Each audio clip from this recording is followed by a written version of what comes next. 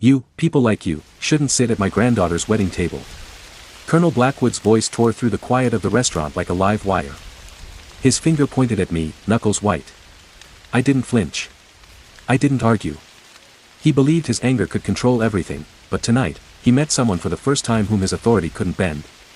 And when he realized that I wasn't that enemy he faced 40 years ago, his grip slowly loosened. Panic flashed across his face. It was the rehearsal dinner. We were at an old riverside American restaurant, the wooden window frames painted a faded white. The tables were simply decorated with fresh flowers and candles.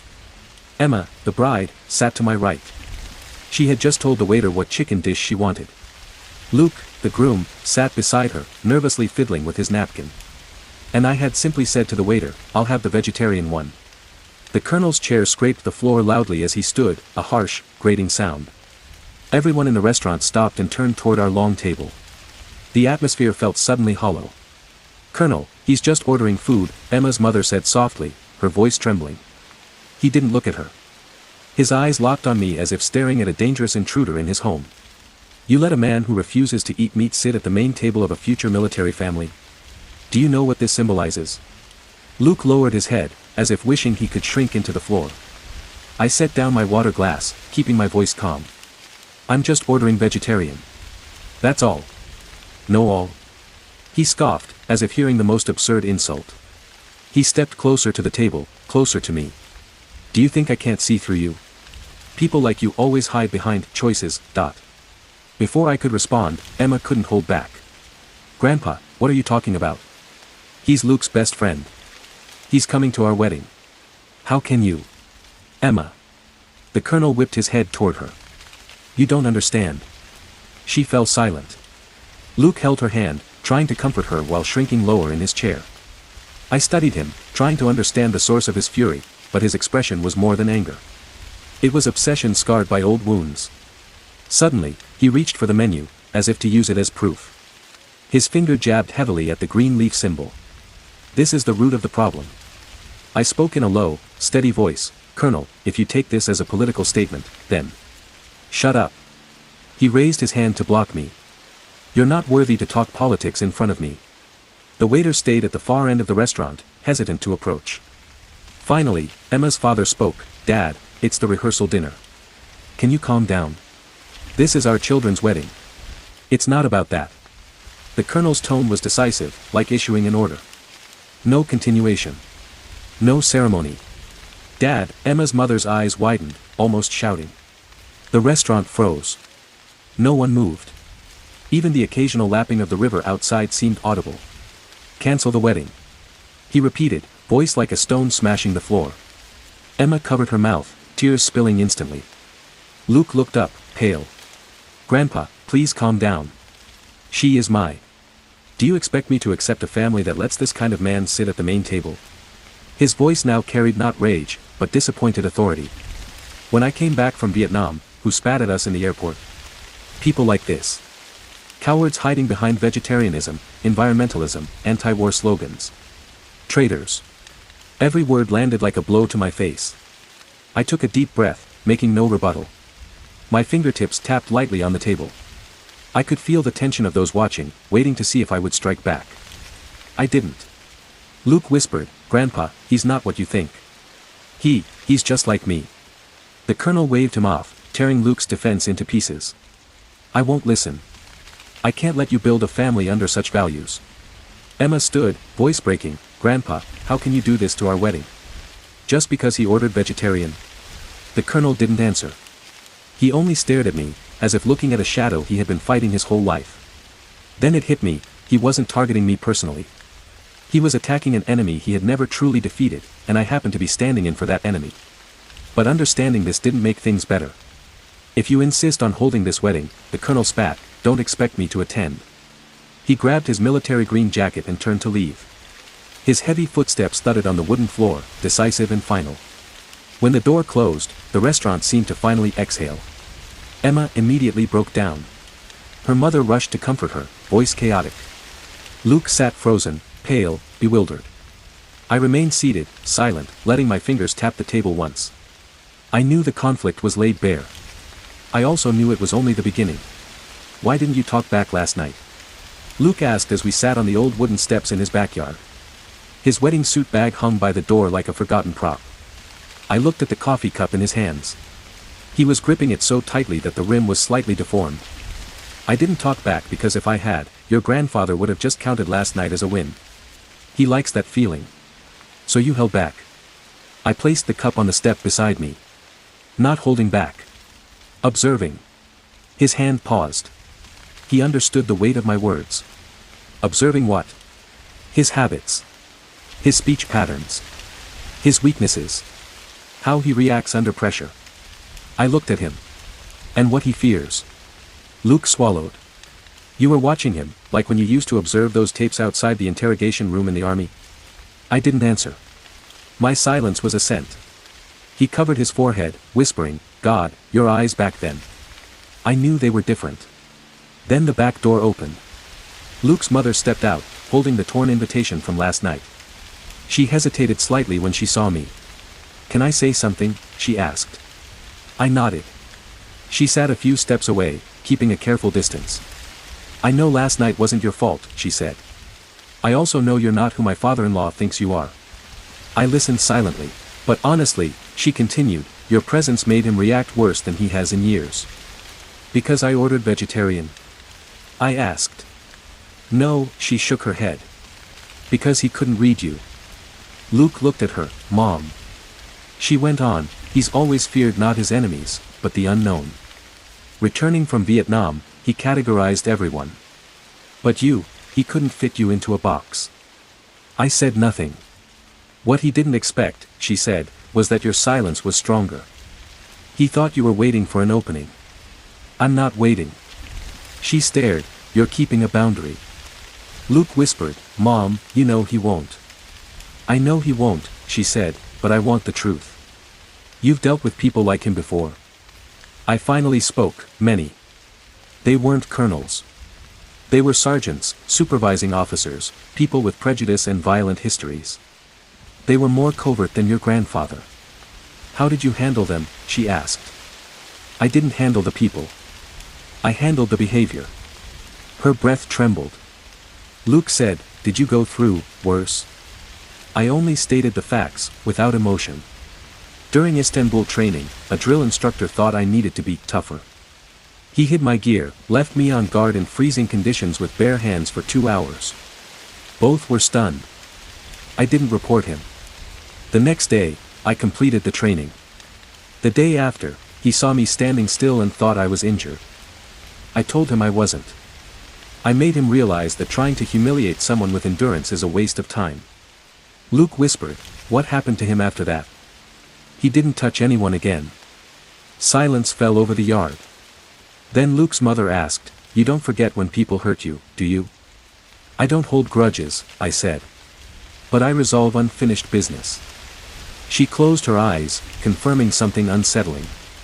Luke suddenly said, do you know what Grandpa did last night after coming home? He put on his old uniform and wore it all night. Said he needed to settle things today. Luke's voice tightened. He said if I didn't kick you out, there'd be no wedding. I nodded. I knew he would come. How did you know? Because he hasn't gotten what he wants. He wants control. Luke pressed his hand to his forehead. You won't let him have it, right? No. Luke's mother asked, what are you going to do? I looked at her directly. Take away what he relies on most. Her fingers stiffened. I continued, last night, I didn't retreat. He's not used to someone like that. No yelling, no retreating, no hatred, but I won't let him define me. Luke whispered, so you want him to realize, you're not the enemy he imagined? No, I shook my head. I want him to realize he misjudged the target. She asked nervously, will you hurt him? No. I won't touch him. Then how? I stood, placing the coffee cup on the railing. Let him hear, in his own terms, that the humiliation he gave me won't go unanswered. Luke frowned, you've done this before. I nodded. At the Qatar base, a soldier made a racist comment toward a new Asian teammate. He thought no one would oppose him because everyone needed his signature. I repeated his words exactly in front of everyone. Let him hear himself. And Luke asked. For the first time, he realized what his words sounded like to others. He never spoke that way again. Luke took a deep breath. Do you think my grandfather will react the same? Different reaction, I said. Similar effect. Luke's mother gripped my hand. When will you start? I glanced at the wedding suit hanging inside. Tomorrow, when he arrives, I'll be at the door. To do what? She asked. To let him hear himself clearly for the first time. The next morning, the white wedding tent was not fully set up. Menus scattered by the wind on the grass. I stood at the entrance, waiting as I said I would. At 8:37, Luke fidgeted nervously. At 8:39, an old pickup truck crested the small hill. The door slammed open. The old man stepped out, wearing the same worn combat jacket, chest full of medals. His heavy, stiff steps approached us, each one announcing occupation. The moment he appeared, the air tensed. Luke's shoulders instinctively recoiled. I didn't move. He stopped in front of us, glanced down at me once, eyes burning with decades of anger. You, he said, cannot go in today. If you do, this wedding is surrender. Luke opened his mouth, Grandpa. I raised a hand to stop him. The old man sneered, treating it as a sign of my fear. Last night you stayed silent because you knew you were no match for me. You're mistaken. I spoke calmly. Mistaken? He stepped closer. I fought wars. You think I don't know people like you? Silence is cunning, dangerous. You. I cut him off. Colonel, you're repeating last night's behavior. He froze for 2 seconds. I continued, same stance, same tone, same assumptions. His eyes narrowed, the classic panic of someone whose script was read in advance. I went on, you stepped 3 steps toward me just now. Left foot heavy, right foot light. Preparing to threaten, slight forward lean. That's your habit.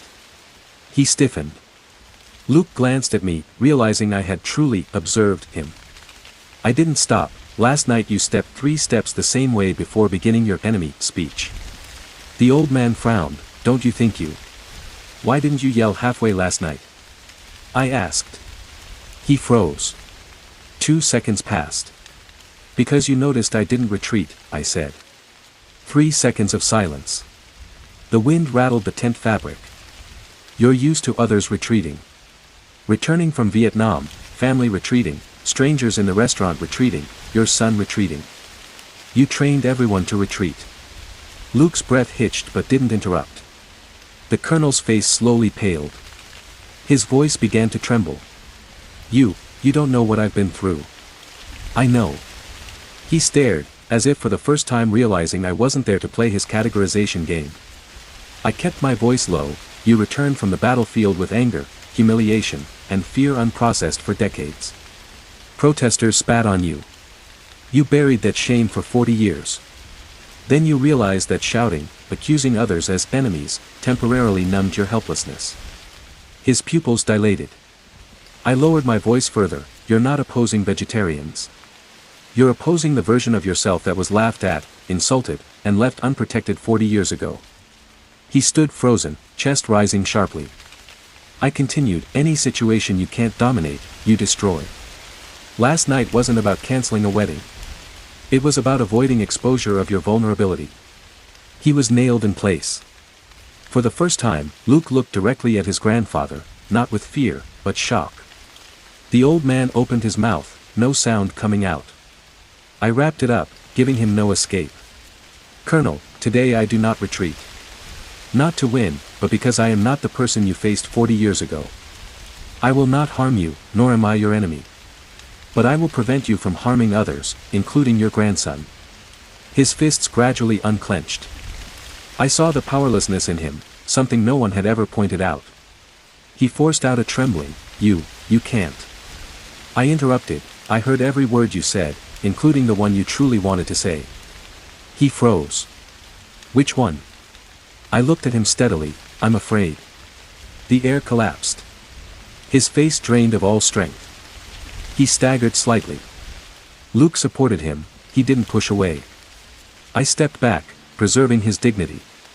Then I spoke my last line. You are not losing control, you are losing the right to misjudge me. The colonel closed his eyes. His chest heaved violently, as if pierced by something. But he didn't speak another command. He didn't call me an enemy. He didn't stop the wedding. He was forced to face a fact: for the first time in decades, his method failed. For the first time, someone saw through him. For the first time, he was stopped. For the first time, he realized yelling didn't work. This was more devastating than any shouting, recording, or exposure. Luke's hand on him, his eyes lit again. I nodded to him, go prepare for the wedding. The veins on the old man's temple relaxed. At that moment, he was no longer an enemy, no longer a colonel, no longer a controller.